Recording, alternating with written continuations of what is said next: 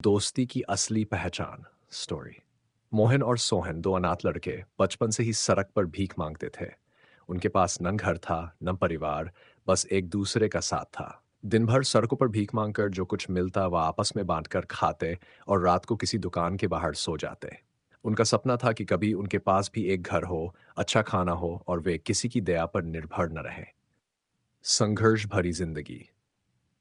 एक दिन बारिश हो रही थी और दोनों दोस्त एक पेड़ के नीचे भीगे हुए बैठे थे। सोहन बहुत बीमार हो गया था, उसे तेज बुखार था। मोहन ने अपनी भीख से मिले पैसे बचाकर सोहन के लिए दवा खरीदी, लेकिन फिर भी सोहन की हालत बिगड़ती जा रही थी। उसी दौरान एक बुजुर्ग आदमी वहां आया। उसने देखा कि मोहन अपने दोस्त के सिर पर पानी के छींटे मार रहा था ताकि उसका बुखार कम हो जाए। बुजुर्ग ने पूछा, तुम कौन हो और यहाँ इस हालत में क्यों बैठे हो?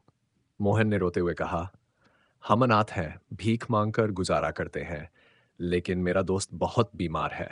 अगर इसे कुछ हो गया तो मैं भी मर जाऊंगा। बुजुर्ग ने सोहन को देखा और कहा, मैं तुम्हें अपने साथ ले जा सकता हूँ।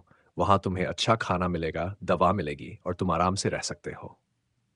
मोहन खुश हो गया, लेकिन तभी बुजुर्ग ने एक शर्त रख दी, लेकिन मैं सिर्फ एक को अपने साथ ले जा सकता हूँ। तुम दोनों में से कोई एक आ सकता है।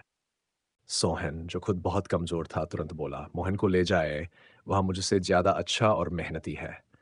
मोहन चौंक गया, उसकी आंखों में आंसू आ गए। वह बुजुर्ग के पैरों में गिरकर बोला, नहीं, कृपया सोहन को ले जाइए। वह बीमार है, अगर उसे मदद नहीं मिली तो वह मर जाएगा। अब बुजुर्ग कुछ पल तक सोचता रहा और फिर मुस्कुराया। उसने दोनों को अपने पास बुलाया और कहा, मैंने कई अमीरों को देखा है, लेकिन इतनी अमीर दोस्ती कभी नहीं देखी। तुम दोनों एक दूसरे के बिना रहना नहीं चाहते और यही सच्ची दोस्ती की निशानी है। इसलिए मैं तुम दोनों को अपने साथ ले जाऊंगा। किस्मत का बदलाव। उस दिन के बाद मोहन और सोहन का जीवन पूरी तरह बदल गया। बुजुर्ग उन्हें अपने घर ले गया, जहां उन्हें अच्छा खाना, कपड़े और पढ़ाई का मौका मिला।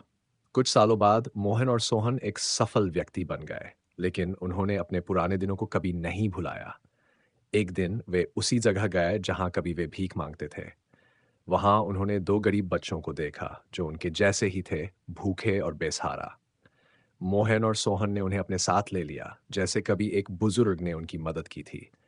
अब वे न सिर्फ खुद खुश थे, बल्कि उन्होंने ये भी सीखा कि सच्ची दोस्ती सिर्फ साथ रहने में नहीं, बल्कि एक दूसरे के लिए त्याग करने में होती है।